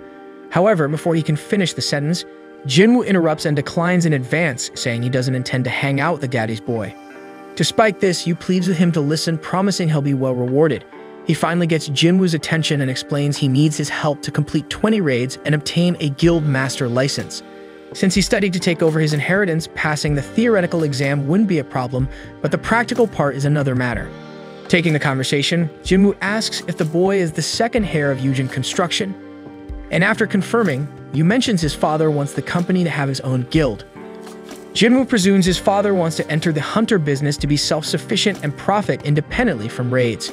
Yu confirms this, adding that the idea is to have an S rank as master and his brother as vice commander, managing the guild like a company. Jinwoo remarks that finding an S rank will be difficult as there are only 9 in the whole country, and the only one without a guild retired, Min Byung-gu. Furthermore, if Yu's father wants to attract a higher S rank, it will create friction between the two guilds. Seeing the hunter isn't very confident with this plan, Yu is more assertive, stating Jinwoo Sung needs partners to join raids while hiding his own rank, and for Yu, it's better to do these expeditions alongside an E rank rather than looking for someone higher level. After his declaration, the boy reflects alone that the boss of the next dungeon they plan to invade might be at B rank or even higher. Then he shows the guild project, mentioning the estimated value for the headquarters building is 30 billion, and this will be the reward for the 19 C rank raids Jinwoo is supposed to participate in, with the spiders being the first. Thinking to himself, the protagonist believes in the past he would have jumped at this proposal, but being the only hunter to evolve, he will surely become an S rank one day, perhaps even surpassing that if possible. Considering this possibility, the value is low for what he can deliver. Furthermore, not knowing how leveling up affects him, collaborating with others could be risky. So Jinwoo declines the offer and heads for the exit, but Yu insists one last time, saying if he accepts, he'll take Jinwoo Sung's secret to the grave. In response, Jinwoo looks back at the playboy with an expression that needs no explanation, and that seems to settle the situation once and for all. Later it's revealed that the man on top of the building is Hwang Dong-soo, Dong-suk's younger brother, who has just learned of his brother's death and begins to move his pieces. He demands the case paperwork from his secretary and asks her what would happen if he killed someone in another country. She explains that in a country with a hunter detention and extradition treaty, he would be tried in that country. If there is no treaty, he will be judged by the law of the country where he lives, possibly negotiating a reduced sentence with the government. Being very busy, Dong-soo asks the secretary to make room in his schedule to resolve this situation. But as it would affect the guild, he'll have to wait until there's a gap in the programming. With that settled, he looks at the faces of the two criminals and hopes they'll still be alive when he arrives. Early the next morning, Jaina and Jinwoo are exercising together, and in the middle of their run, Jinwoo asks what the girl would do if she suddenly came into possession of 30 billion. Jaina would pay for her mother's treatment, go to college, and maybe save the rest. She can't say why since it's never going to happen anyway.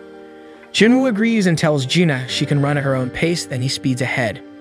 Unable to keep up, Jaina comments that the boy may be rank E, but he's still a hunter. In her absence, Jinwoo accepts the reward for another day of training, but before he notices that the system counted the run of the goal, tallying the 11 kilometers he ran instead of closing in at 10 as usual. To clear his doubts, he does 2 more push-ups and notices that this 2 was added to the goal, so he decides to see how far this could go. At that moment, Jaina had just caught up with him, but soon he leaves her in the dust again. After a while, he sees that the system has doubled the goal, so he questions what he ran beyond that. Soon, he doubles the goal for all exercises with 200 push-ups, 200 sit-ups, and 200 squats, which unlocks a secret reward consisting of a blessed mysterious box and another cursed one. First, he opens the blessed one, revealing a key to enter the Demon Castle dungeon. Furthermore, it can be used in the Daeseom Tower in Sampagu. The problem is that the acquisition difficulty of this key is level S, which worries the boy. Reading the mission description, he sees that in the Demon King's castle, he can obtain the ingredients for the life elixir, capable of curing any disease through powerful magic. At dusk, he visits his mother and in front of her wonders if this life elixir would be able to bring her back permanently. Holding on to this hope, he decides to pursue this goal. As he opens the portal to the dungeon, he thinks that the dungeon's difficulty could be rank S, just like the rarity of the key. Meaning with monsters like those from Jeju Island, which even troubled rank as hunters. As he prepares to enter, Jinwoo questions whether he will be able to face enemies of this caliber. Entering the dungeon, he confesses to himself that he's afraid, but still he has an instant teleport stone in case he's really threatened. And just as he takes his first steps inside, Cerberus, the guardian of hell, appears before the protagonist, who knows he can't turn back now, always keeping in mind the life elixir he can obtain from there. So he draws the Wolf Slayer dagger, and using his sprint ability, charges at the three-headed dog. Cutting the creature's body several times, he recoils when he notices his attacks have had no effect, even with the weapon's characteristic he carries. So he activates his new and stronger technique, the assassination intention, but Cerberus responds with a roar that nullifies the human's ability. Since that's the case, he returns to straightforward combat, but the paralysis and draining effects of the dagger still fail to affect the infernal dog.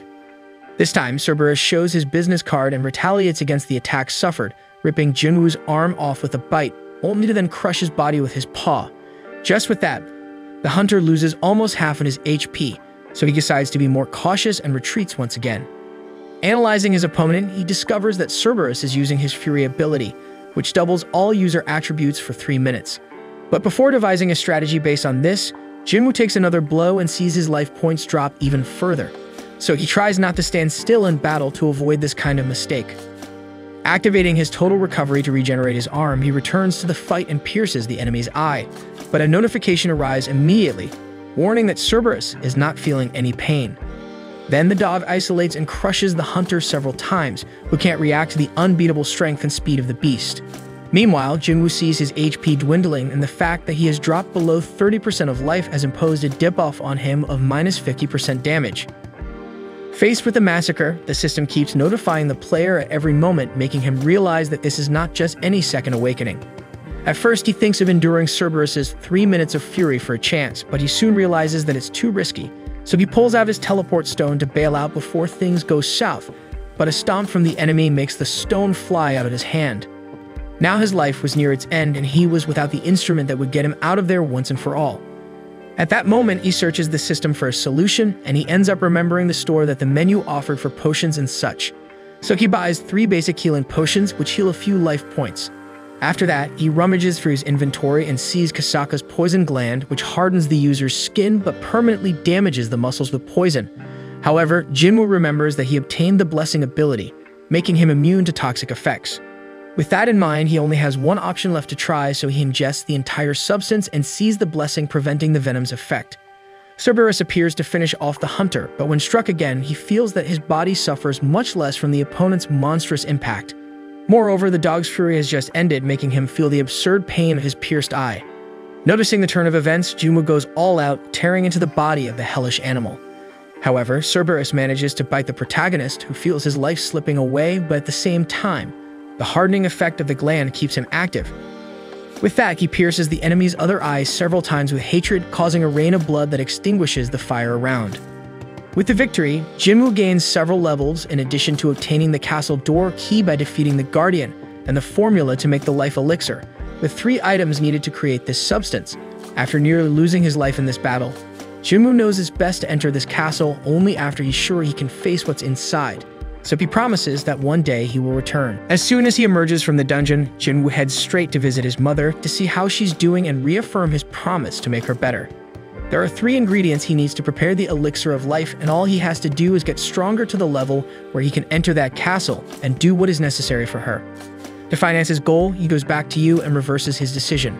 Now he will join the boy to conquer the 19 raids, but with the condition that they both enter all the dungeons alone. Facing this, he loses some of his excitement and reminds his companion that 8 people are required to enter rank C dungeons. So Jinwoo explains that they could hire the other members, just like Dong-suk did, and this way they could complete their missions without anyone from outside getting hurt. And in addition, this feat could even help you impress his father. Therefore, Yu accepts the requirement and asserts that he will take care of the preparations for the upcoming expeditions. Meanwhile, Chaha is in the middle of her running training when she notices a man watching her and asks what he wants. The man apologizes for interrupting her training, saying he didn't know the best time to approach the lady. Then Bionville hands her a card from Yujin Construction, Yu's father's company. At that moment, the businessman was talking to his youngest son about the appearance of the dungeons, which had caused significant changes in society, such as in its perception of the economy, the media, and even politics. As for his company, this change came in infrastructure, so necessary for everyone's life. There are no more sophisticated operations without the resources provided by these dungeons, and the only ones capable of collecting these items are the hunters. In turn, they are supervised by a public institution, the Hunters Association, which recruits, registers, ranks, and supervises each of its members. In addition, they oversee the portals that do not go to auction and take care of dungeon breaks. However, the association is still just a state service, so it does not aim for profit in these endeavors. Most of these vital resources end up in the hands of guilds, which are companies that hire hunters for this type of service, making it an extremely lucrative business. Guilds like the Hunters, White Tiger, Reapers Famed Guild, and Knights Guild are the largest in the country. In practice, they have a monopoly on dungeon profits, and the powerful owner of Yujin Construction does not want this to continue because these are necessary resources for human life and should not be in the hands of mere mercenaries who use all this money as they please. Yujin Construction has always provided services to society, and it is not going to change now, so its owner has decided to start his own guild. Listening attentively, Yujinhu agrees but thinks to himself that hiring an S-rank hunter to work with his brother could be very risky, but at least he won't go through it himself.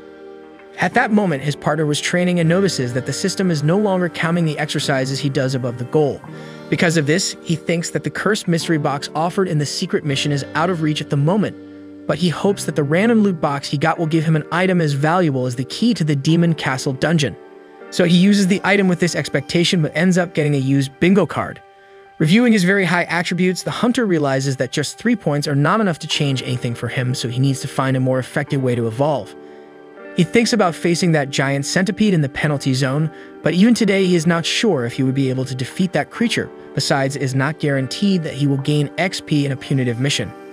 Therefore, Jimwoo is content to find raid jobs for rank D dungeons. In another part of the country, Song Chiul duels with wooden swords, and the younger man praises his master for his performance. The more experienced fighter smiles and replies that he is not ready to lose yet, even though he lost his arm a few months ago and cannot give his all. Then he receives an emergency call and regrets it because rank D hunters are usually not called for anything more serious than buying bread at the bakery. Facing this, his pupil asks why he doesn't retire, and Chiul agrees that an old man without an arm really shouldn't be much help anymore. Embarrassed, the student tries to explain that it wasn't what he meant, but Chiul wasn't thinking of giving up anyway, as he would like to spend the rest of his life contributing in some way with something he considers useful for society and his family. Besides him, since surviving that famous macabre dungeon, Kim also has his concerns about what he can offer to the people he loves, and since then, he has been struggling to support his 2 little daughters in any way he can. His wife insists that this hunter business is very dangerous and that many people have died in these endeavors, but the family man needs to pay for a decent school for his daughters and argues that the association does not send low-rank hunters to dangerous dungeons. That case was a mere exception and won't happen again. That said, his wife calms down and puts her hopes in him, and at that moment, his little daughter asks if daddy is strong. Attentive, Kim replies that he is capable of defeating gigantic monsters, and the child is impressed. In the Hunter Association building inside Master Choi's office, Baek complains that the interview he did was a total waste of time and that he has no intention of boasting on TV like an idiot. Despite this, Choi thinks that the S-rank hunter made a great impression with his poise and deep answers. Not satisfied, Baek accuses that this interview was surely meant for Choi, but was pushed onto him. Choi responds in a cynical manner because this interview required an S-rank hunter, close to President Go and very dedicated to his work, and it really could have been him to do it, maybe. Tired of Choi's antics, Baek asks him straight away what he wants, so the guild master reveals that Yujin Construction is moving its pieces in secret to open its own hunter guild. Baek already knows this because some of his subordinates have reported receiving contract proposals, and so he believes that Choi called him there for a bigger reason than that. So finally, Choi asks a big favor of his colleague. Meanwhile, Lee Jo-hee resurfaces after a long time, so we know she's still withdrawn after the trauma she suffered. Her mother expresses concern for her daughter and tells her over the phone that a B-rank hunter should be strong, but she fears her daughter might not be that type and could just be hindering others. So she wants her daughter to come back home and help with the family store, especially since her father also misses her greatly. Lee gets annoyed by this and tells her mother to stop meddling in her life. So she hangs up and decides to do something to emerge from the shadows and rebuild herself, and as she gets up, she leaves behind her cell phone, which notifies her of a request for a D-rank raid. Back at the association, Cha-ha and Baek greet each other in the hallway, and then Che informs Choi that she was asked to be the master of Yujin Construction Guild, but turned down the offer. Next, she asks what Choi and Baek were talking about before she arrived. In response, Bake recalls their earlier conversation while having whiskey alone about how Jeju Island has been completely ignored by society because it used to be a place of frequent expeditions and missions, but now it's become a forgotten place by everyone. However, Choi never forgot that place, nor what he went through there, and even though he holds an important position and is praised daily as the ultimate weapon of society, nothing frees him from the feeling that he should return to that place. For this reason, Choi has decided to return to Jeju Island soon, but he needs Bake and the others for that. Bak suspects that this is the reason for so many sudden new recruits, but Choi asks his companion if he also has reasons to return to that island. Soon, the images of that day come back to the hunter's mind and he laments for Yeon-seok and Byeon. Meanwhile, in an isolated place, an elderly man pleads with someone that other people need to die. Jinwoo is heading out for a new mission, and his sister complains that even on holidays he doesn't let go of work, unlike before when he would return from the dungeons and stay on ice for a week. Therefore, she believes it's the result of his rigorous training. And Jinwoo confesses that he has managed to live in a more stable manner, so he leaves without even grabbing his things, leaving Jiena puzzled by his actions because he's not going to the corner store. Also heading to work, Cheol observes that he hasn't awakened any physical power, which means his sword is useless against magical monsters. Ironically, the martial arts he has dedicated himself to since forever are useless in a dungeon, ironically. On the way to work, he bumps into Jinwoo, and they both discover they're heading to the same raid. Cheol is startled by the boy's evolution in such a short time, and he's puzzled because he remembers Jinwoo had lost a leg that day, but the boy pretends that his leg had simply come back when he woke up in the hospital. Cheol regrets that there wasn't a decent healer in that dungeon to accompany the boy, but fortunately, a young man like Jinwoo is completely healed. In turn, the protagonist is slightly embarrassed because that man still sees him as a weakling who needs to be cared for, but he humbly thanks him for his concern. Then, as they reach the portal, they realize it's a gathering of the same people who were together on that fateful day. Jovi, a close friend of Jinwoo, and a B-rank healer, along with Kim and Kang.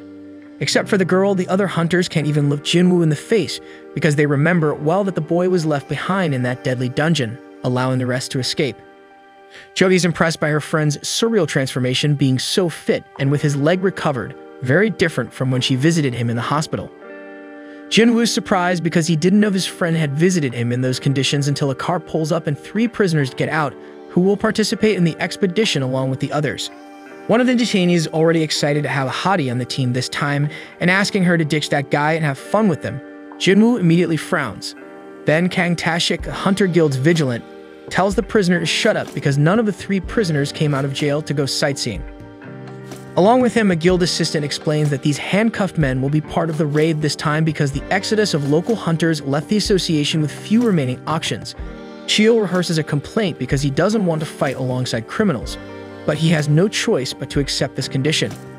These are convicted hunters who came to reduce their sentences, and they will participate in the mission anyway. Nevertheless, the association's supervisor will keep an eye on them all the time, and since he's at B rank, he can handle 3 C rankers without any problems. Still, Jinwoo doesn't think it's a good idea for his friend to take risks on this journey, and asks Jody not to participate in the raid this time, but the healer is determined to enter that portal, so she decides to continue anyway. Thus, the prisoners are released, and the first thing Kang Tae-shik says is that they know very well what will happen if any of them try anything different. Then he reassures the rest of the group, stating that the prisoners will be under his supervision, and then asks who will be the leader of the team on this expedition. Cheol steps up for the role, but before that, he asks Jinwoo if he agrees with it. After all, 7 people died under his command that day, and the bitter taste of that shame still haunts Cheol to this day. Moreover, the people who survived were thanks to Jinwoo Sung himself, so he asks for this permission and vows to thank him sincerely for everything he did on that tragic night. However, Jinwoo asks the man to stand up, and when Cheol also asks Kim if he can lead, Kim turns his face and responds that he can do whatever he wants. With everything settled, leadership falls to Cheol, and the supervisor declares the start of the raid, so everyone gathers after all this time to embark together once again on a new mission. Already inside the dungeon, the group effortlessly eliminates all the enemies that appear at the beginning, and the prisoners seem to enjoy the bloodbath they are causing on this mission.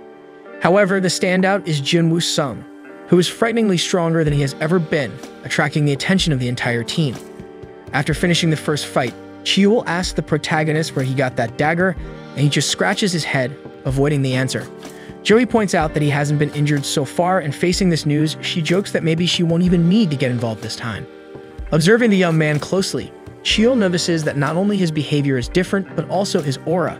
In the midst of this, the impatient Kang Tashik instructs everyone to proceed with the objective. A bit ahead, they come across a split into 3 paths, so they decide to separate to keep everything in sight. Tashik goes to the right with the criminals, and Jinwoo, using his enhanced perception, discovers that the dungeon boss is on the left side but prefers not to reveal it to make the XP worthwhile. Thus, he invites Cheol and Jo-hee to go with him on this path. The remaining members, Kim and Kang, continue down the middle. After some time advancing, the duo faces more goblins, hoping that everything will remain like this until the end of the tunnel. Since the weakest hunter in humanity is present, this is definitely a low-ranked dungeon, according to Kim.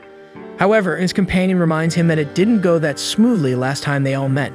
Speaking of the boy, although he believes he won't be forgiven, Kim commits to apologize to the young man because, despite doing it for his family, he still abandoned his comrades, and that is not the behavior of a valiant hunter. On the right side, Tashik observes the prisoners' thirst for violence, not satisfied with just the goblins they could destroy. He asks the men if they would do the same to these monsters if they were human, and upon hearing that they wouldn't hesitate to repeat the act, the Vigilant is transported to the moment when a family man reports that 3 men abused his daughter, leading her to hang herself, and his wife is hospitalized due to the psychological consequences of this heinous crime. To make matters worse, the criminals are hunters, and this pathetic justice system decided that participating in raids reduces the sentence for demons like them, while his daughter is buried forever 7 feet underground. For all this, the inconsolable father offers 300 million to Tashik to deal with the criminals, and given the mission, the Vigilant intends to lie to the department that the prisoners were ambushed by a horde of goblins. Following their own path, Kim and Kang end up in the central tunnel, where Tashik is fulfilling the family man's wish to make the condemned suffer before death. Seeing the arrival of the 2 hunters, he realizes that the dungeon boss is in the left tunnel, so he finishes the job and decides to change his plans. At that moment, Jinwoo remembers that Tashik once visited the hospital with his superior, so he hopes the Vigilant doesn't recognize him. A bit further, the hunters seize the damage in the central corridor, including Kang dead and Kim barely alive. Jo-hee hurries to treat her companion, and as soon as the healer gives him a second chance at life, Cheol notices that those knife cuts and various non-vital points were not made by monsters. Still very weakened, Kim asks his comrades to give up because he won't survive this, but Jinwoo insists that the experienced hunter needs to make an effort to see his daughter again and to continue hating this man. Therefore, Kim uses his last breath to apologize to the boy and then peacefully falls asleep. Lurking in the shadows, Tashik tries to catch everyone off guard by attacking Jo-hee, but Jinwoo saves his friend just in time. The Vigilant would love to take down the healer first to have less trouble, but the boy ruined everything. The team leader questions what the association member thinks he's doing, so the Vigilant explains that he only intended to fake the prisoners' deaths, but now he has changed his mind. He plans to tell the department that the prisoners tried to escape, killed the rest of the team, and then attempted to ambush Tashik, but met the same fate as their eliminated comrades. In response, Cheol takes Kim's sword and steps forward for the confrontation, eager to face someone with a sword after a long time. As the opponent is rank B, the leader asks Jo-hee to strengthen his physique and plans to rely on the weak defense that assassins usually have to win the duel. However, Tashik mocks the fact that an old mage without buffs is using a sword, considering that all his abilities are in magic. Cheol tries to demonstrate his technique by cutting the enemy in half, but it was just a clone. Jinwoo watches the fight and internally wishes his partner were a bit faster, and the Vigilant acknowledges that the old man has his potential, but proves not to be enough by cutting his shoulder.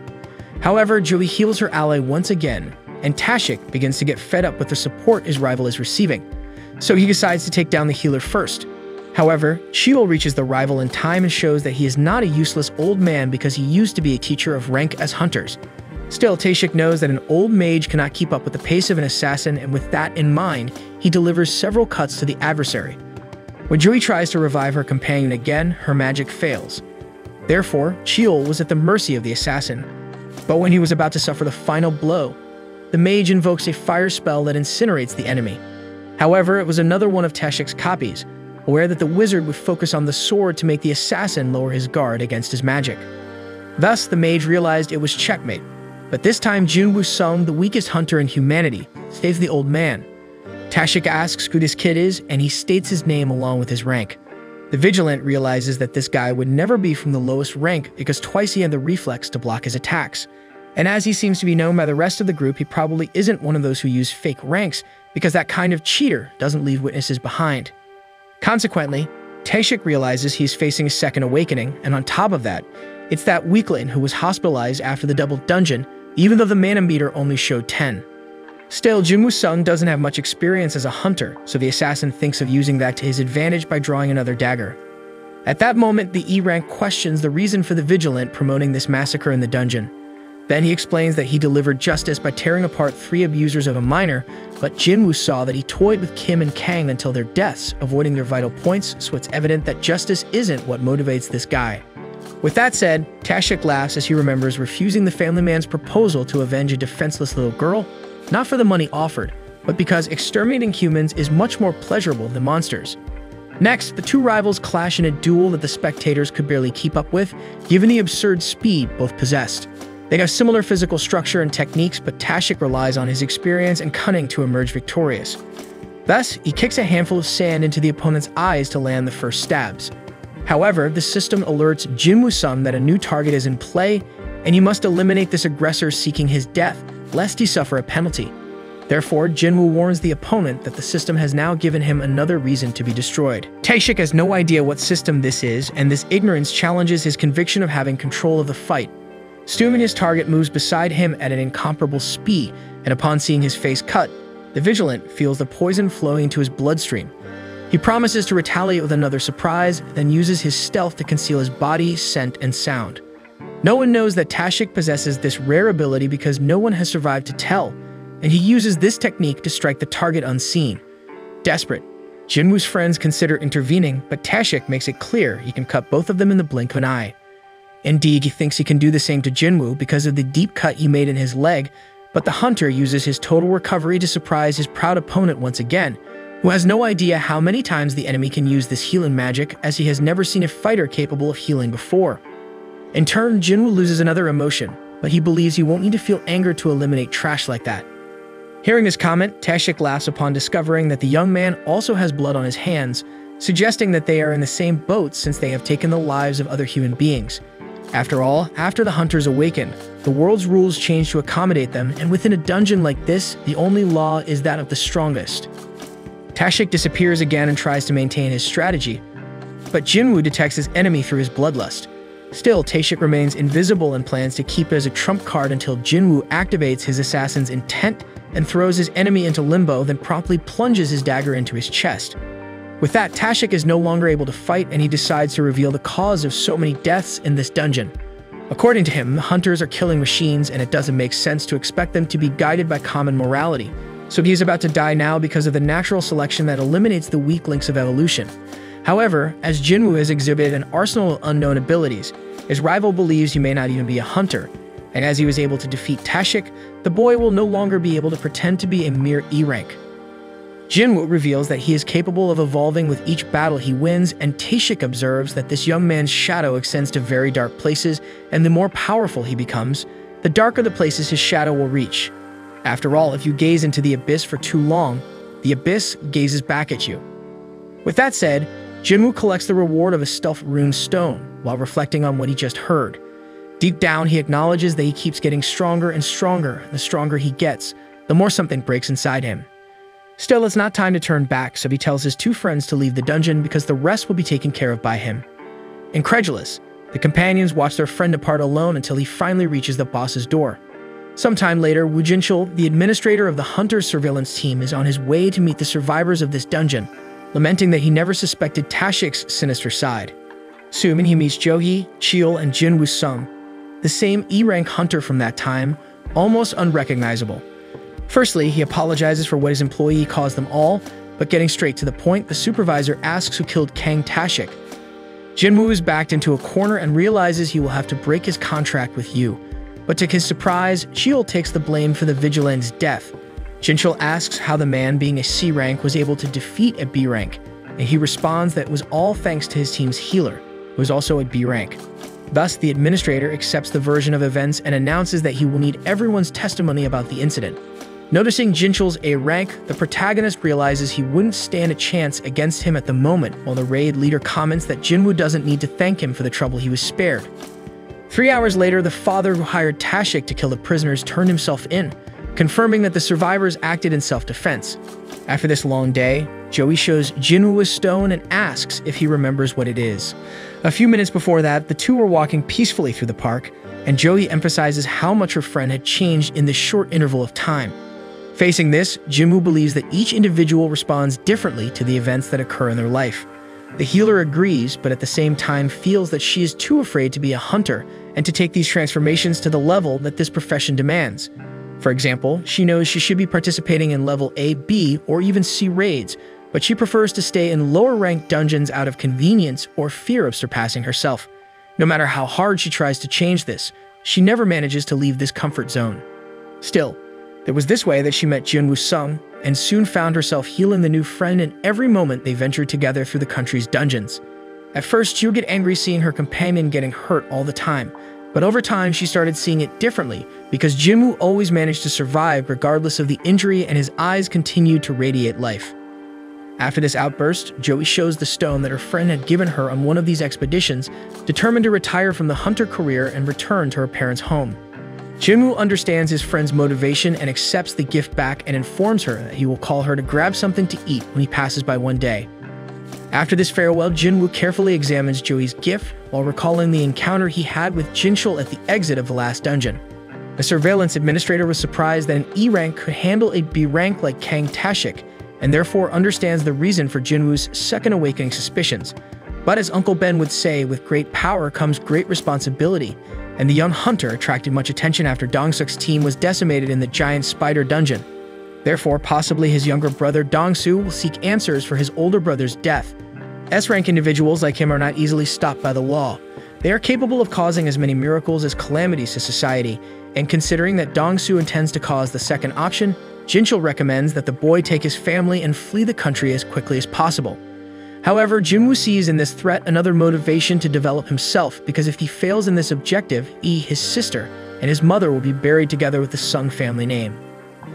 With this in mind, Jinwoo sets out for new missions with Yoo Jinhoo, but seems bothered by the group of drunken and injured people gathered outside to join the raid. Yoo explains that he prioritized qualified people to be hunters, but who cannot work for some reason, or who are having problems passing the selection. But according to the hair, they will only serve to complete the team so they can enter the dungeon with a minimum of 8 participants. Jinwoo observes that there is a child among those summoned, but his colleague explains that it is not against the law to call minors as long as they have awakened. Speaking of the devil, the mentioned girl mentions the lack of manners when referring to her, since she is a qualified hunter, but Jinwoo deflates her by politely reminding her that she is an E rank, with no experience in raids, but that in any case, she will just wait outside with the others. One of the summoned asks if they are really going to earn 3 million each just to wait outside while Yoo and Jinwoo do all the dirty work.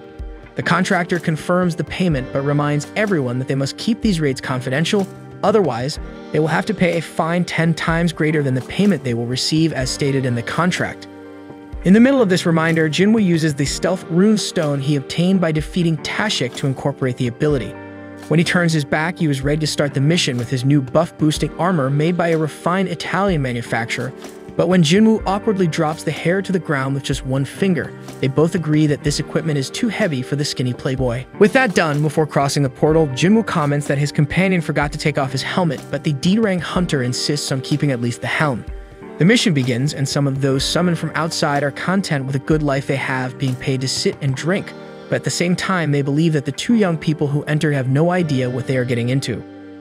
Meanwhile, at school, Jenna wonders if her friend Song-yi skipped class today, but not only did she do that, the girl is also killing time to fulfill the expedition contract, killing 2 birds with 1 stone.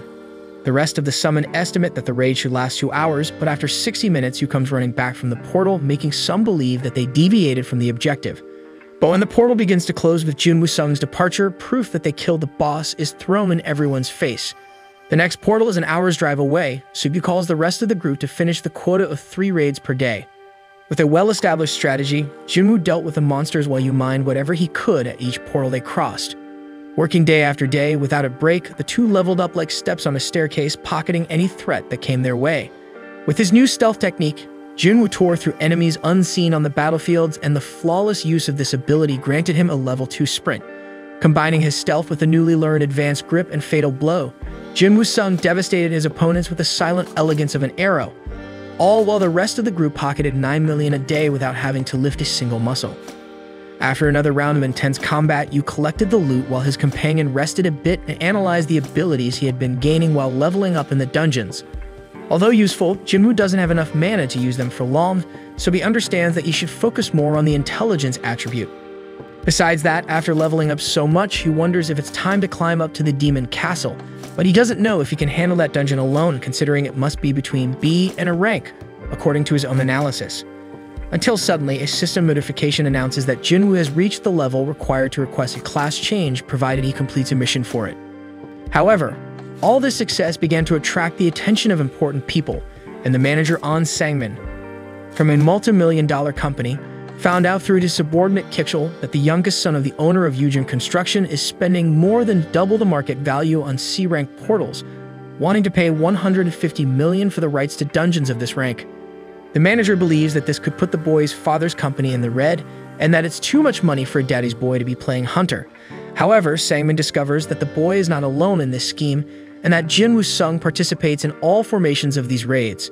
As the manager well remembers, this Jinwoo guy was involved in the double dungeon incident, so he feels that something is wrong there. While the heat isn't on yet, the two hunters continue to do their job normally and return earlier and earlier from the portals they invade. The outsiders are getting so bored that one of them asks to drive the van just to feel useful in some way, while Jinwoo suspects that the girl in the group isn't as satisfied as the others in this whole story. Besides her, manager Sangmin is definitely bothered by the hypothesis that Jinwoo Sung has undergone a second awakening, considering that he was present in 3 serious incidents and survived them all. The first was the double dungeon, the second was the extermination of the Dongsuk squad, and the third involved the murder of vigilant Kang Tashik. In all these events, there were several deaths, but Jinwoo survived all 3 occasions, so Sangmin believes it's a case of a reawakening. Listening carefully to every word, Kitchell asks what the boss will do after reaching this conclusion, and he announces that it's time to recruit a promising rookie. Arriving at the dungeon where the two hunters are, Sangmin sees a relaxed picnic in front of the portal, until Song-ye arrives and warns that it's forbidden to enter there. The two men try to extract information without being invasive, and ask if the girl is part of the attacking team on duty. When she confirms, Sangmin presumes that Jinwoo Sung left the rest of the group behind to face the dungeon alone, and therefore his interest grows upon sensing the boy's extraordinary potential. Satisfied with the information, the manager leaves with his subordinate, and at that moment the two invaders finish the job in the dungeon. Jinwoo wants to know about tomorrow's schedule because he would like to take a day off. Since he remembered he has a commitment, so he postpones the raids for another day and moves on to today's next one. Eavesdropping on the conversation, we see that the young ones have already started to attract problems close by, and then we are faced with a chaotic nightmare that Master Choi often has, involving infernal fire, demons, and events from Jeju Island. Haunted by his trauma, the leader of the Hunters Guild is content to know that a new reconnaissance mission is about to take place in that cursed place. In the meantime, Jinchul is dropped off near his home after another day of work, until Sangmin and Kitchell approach the young man.